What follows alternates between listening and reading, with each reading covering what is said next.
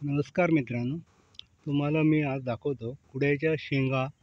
एक कोकणातील एक रानभाजी. आता शेंगा अजून आलेल्या नाहीत, पण या कुड्याच्या झाडाला फुलं यायला सुरुवात झाली आहेत. हे बघा,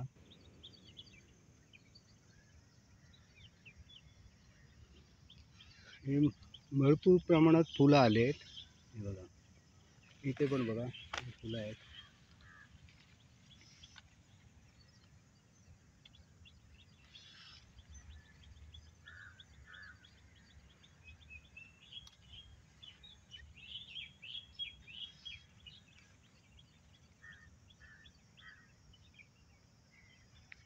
या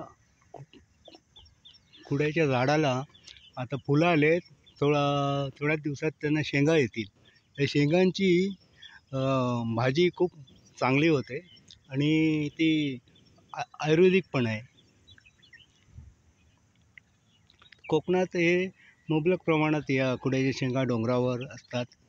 हे झाड आमच्या गावातच आहे. हे आमचं निसर्गरम्य वारेगाव.